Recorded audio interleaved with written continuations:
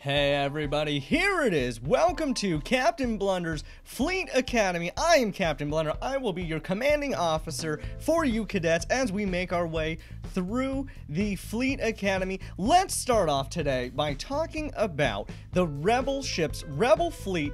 What should we do with Rebels if we want to go for Rebels? Why do we want to go for Rebels? Why are they good? How are they good? We're going to answer all these questions, starting off with the build for the starting build for Home 1 that I think is the best. If you have the Hyperdrive bundle, this build is going to be much easier for you to obtain than if you do not, but I recommend starting off with Ghost, Phantom 2, Biggs' X-Wing, Wedge's X-Wing. All of them come in the Hyperdrive bundle, but then you're going to want to get Ahsoka Tano, Slave 1, and Cassian's U-Wing prepped. And really, if you want the Chimera, you're gonna have to level up your Rebels, so inevitably you may have to do this. So let's get started. Let's talk about it. Why do we want to use a Rebel fleet? Well, we get this ability from Admiral Akbar. Band together. Whenever an ally attacks out of turn, they have plus 50% critical damage and gain protection up 30% for 2 turns. These bonuses are doubled for Rebel allies, and reinforcement bonus, reinforcements gain advantage for 1 turn. It's cut off, but it's for 1 turn.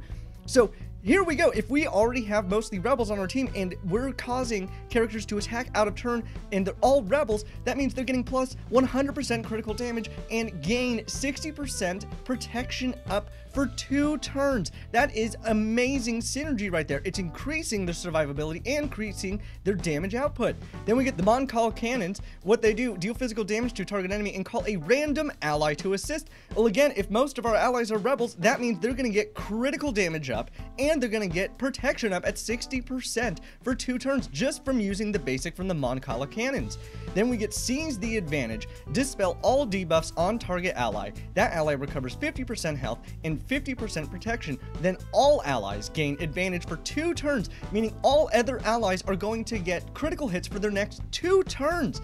And in a pinch, if your tank, presumably Biggs Darklighter, is near death, that means you get to give him health and protection back, increasing his survivability, making sure he still stays alive.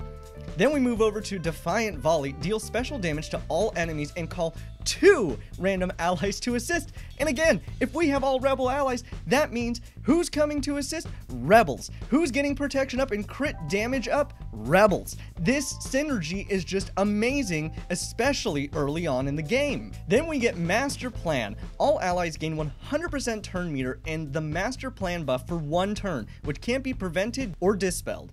This ability starts on a cooldown. After the ship uses an ability during its turn, their cooldowns are reset, and they gain 100% turn meter. So what this means is if your team was not even close to going, they're getting 100% turn meter. They are up to bat. They get to use whatever ability is available, and then after they use that ability, they gain another 100% turn meter, gaining a second turn, and all of their cooldowns are refreshed, meaning they get to make a second attack with whatever attack they want.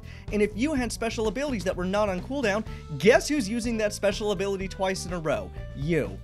So what is the starting build? Well, I think Ghost, Phantom 2, Biggs' X-Wing, Ahsoka Tano, and Slave 1, Wedge's X-Wing, Cassian's U-Wing, all of these ships are fantastic for the build. Ghost and Phantom 2 and Biggs Darklighter, you really want to start with them. Phantom 2 are going to throw up target locks, causing Biggs to get protection up constantly. Ahsoka Tano and Cassian's U-Wing are great as reinforcements because they will do dispels on enemy characters, enemy fleets, and remove their buffs, and presumably if they have a tank, you can remove taunt from the tank and attack whomever you need to. Slave 1's great because Slave 1 also throws out target lock, again feeding to Biggs protection, and also when it uses the proton torpedoes, it will hit every character that is target locked and put an ability block on them. Wedge's X-Wing primarily to put up buff immunity and deal just massive damage as a reinforcement.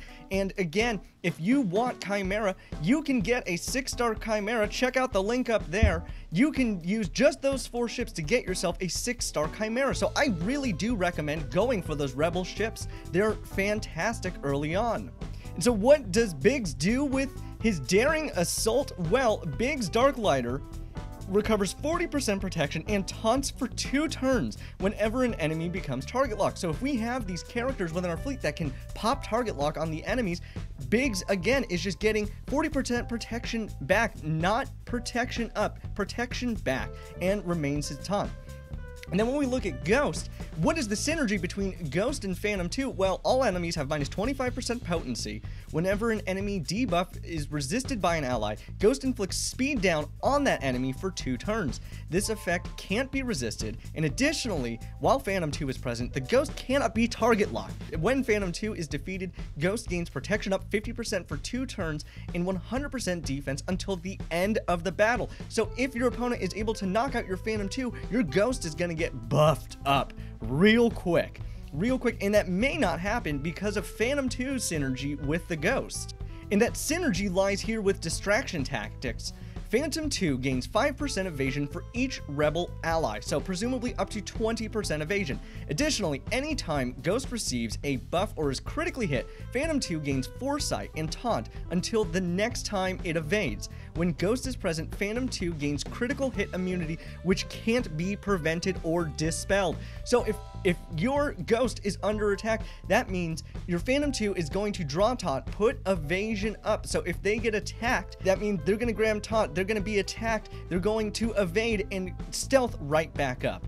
So where do we find these ships? Well, we can get almost all of these ships from the Guild event store for 400 get 1, which I do not recommend, solely because I have said before, and I'll say it again, you want to save your get 1 for Hermit Yoda, Wampa, General Anakin Skywalker, and Malik. But I put them there because if you really want to get it, if you're being impatient, then you can pick them up there. But let's start off with the Ghost. We can get them at Darkside 9C Hard for 20 energy, at the Fleet Arena store for 400 tokens, and in the Rebel Roundup event that comes around about once a month.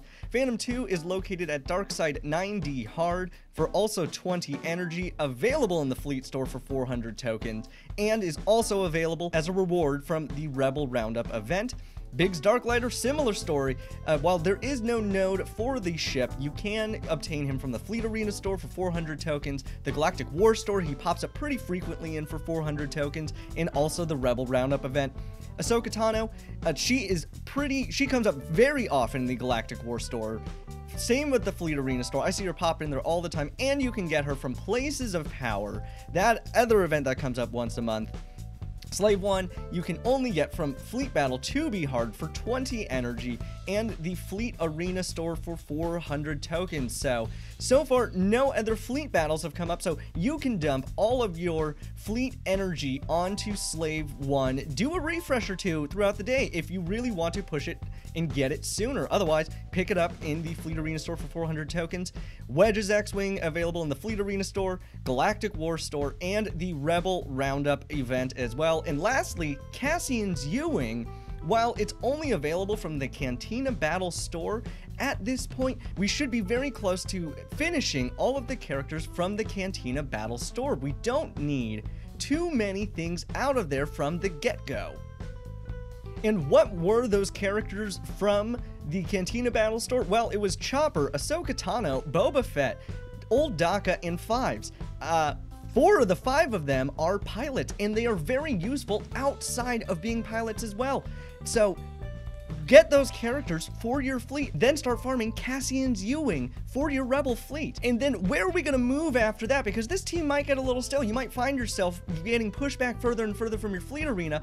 Well, what I recommend moving to is starting off with the Ghost, Biggs X-Wing, and immediately, as soon as you are able to, farm the Houndstooth. The Houndstooth is one of the greatest tanking ships, if not the greatest tanking ship of the game, especially early on. There are so many reasons to get Houndstooth.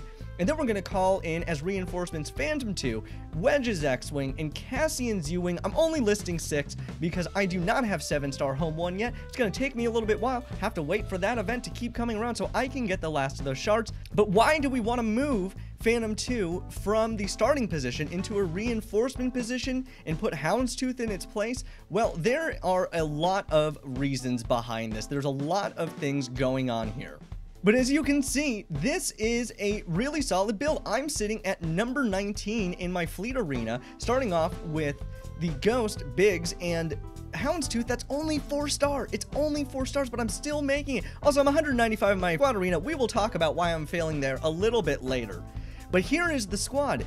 it's exactly what I showed. Ghost, Biggs Darklighter, Houndstooth, calling in Phantom 2, Wedge's X-Wing, and Cassian's U-Wing as my reinforcements. For various reasons, they are really good to be called in as reinforcements. But let's talk about Houndstooth. What is it about Houndstooth that's so good? Well, Houndstooth gains 25% protection up stacking for 2 turns whenever it takes damage from an enemy attack. While not taunting, it has plus 50% tenacity and gains 25% turn meter whenever another ally takes damage from an enemy's attack. Attacks that deal damage multiple times will not trigger these effects more than once. When Houndstooth loses taunt, it gains taunt for 1 turn if an enemy is breached. While Houndstooth is active, breached enemies have minus 25% evasion, meaning they have a 25% less chance to dodge your attacks. If you have them breached, they're going to be dodging you less. And then the basic Tooth and Nail, deal physical damage to target enemy and dispel all debuffs on Houndstooth. Houndstooth recovers 10% health and 10% protection if it has taunt. So while it's not a rebel, it is just feeding itself health and protection back. It is a tank that will just keep tanking. You can't stop it. It's so difficult early on. The only things early on that's really going to start dealing some damage to it are Ahsoka and Cassian's U-Wing. And then Devourer of Prey, deal physical damage to target enemy and inflict breach for 3 turns, which can't be evaded. Houndstooth gains taunt for 2 turns, so this is how we're going to gain taunt with the Houndstooth. But also, for the future, when you start going for bounty hunter stuff, you're just going to see so much synergy with the effects of breach. And where do we get Houndstooth? Well, it's located here at Lightside 8D hard. It's 20 energy, but it does also have Jango Fett on it, so it's a great node. The sooner you can start farming it, the better. And why do we want to move Phantom 2 into the reinforcements? Well, Phantom 2 gets Covert Strike, Phantom 2 gains Stealth, Advantage, and Offense for 2 turns and reduces the cooldown of call reinforcements on the allied capital ship by 1. Meaning, it's an instant cooldown for call reinforcement, and your next turn on the capital ship, you can call in another ship. You don't have to wait. It is instantly cooldown. It is an amazing reinforcement ability. We're getting more ships onto the field faster than our opponents this way. And what is my goal for this squad right now? Well, we're gonna need to get Han's Millennium Falcon, the Houndstooth, Biggs' X-Wing, Phantom 2, Ghost, Cassian's U-Wing, and Rebel Y-Wing. We will talk a little bit more about Han's Falcon and the Rebel Y-Wing a little later, but I think this team is going to be prime for pushing me into the top of my fleet early on, because we're a ways away from getting the Negotiator and from getting Malevolence, either one of them, whichever one you want to go for, which we will talk about, which one you should go for based on which teams you decide to start with.